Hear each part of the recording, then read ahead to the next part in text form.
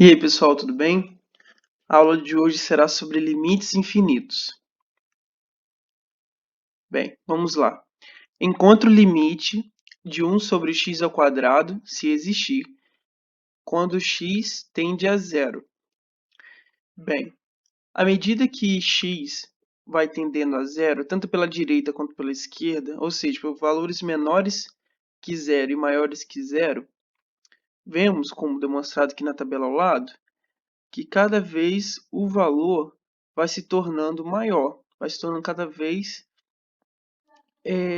tendendo ao infinito. Ou seja, quanto menor o número aqui mais próximo de zero, maior vai se tornando a função.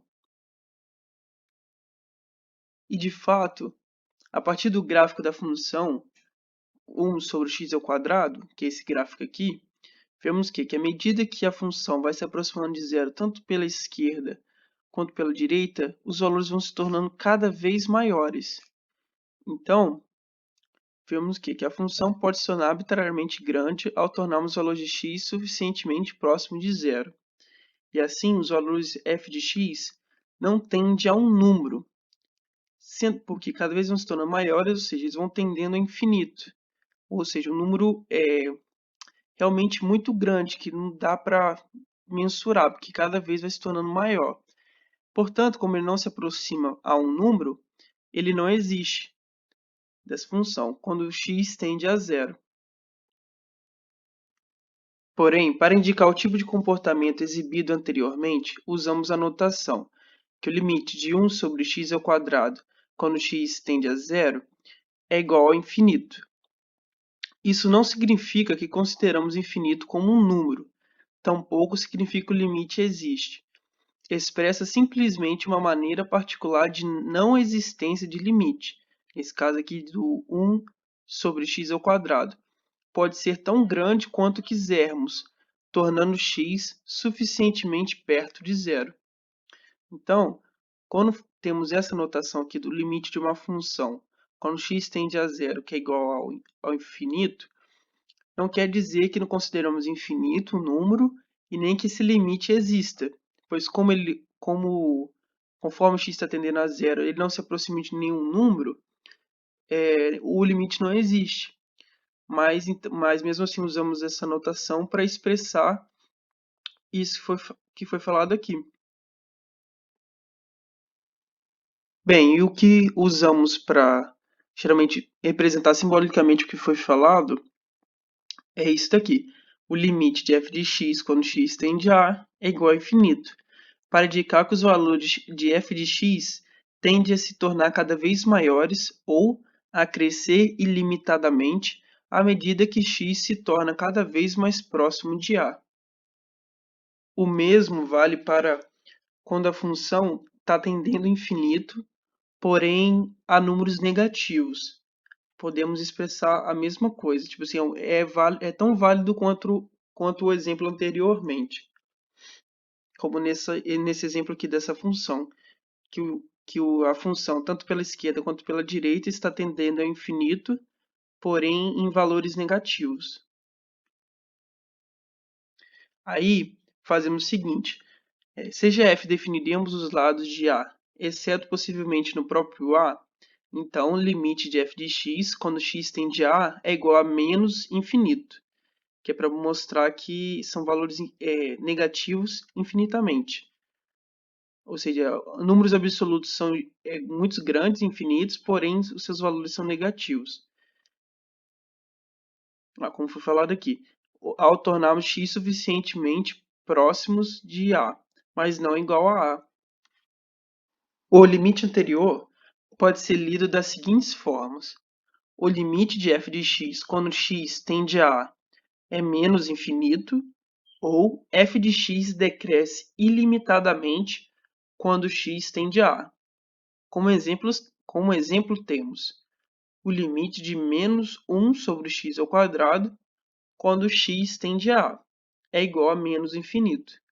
Então, quanto x mais próximo de zero, o valor vai cada vez crescendo em valores absolutos, e como aqui é menos 1 sobre x ao quadrado, vai ficando valores negativos cada vez maiores.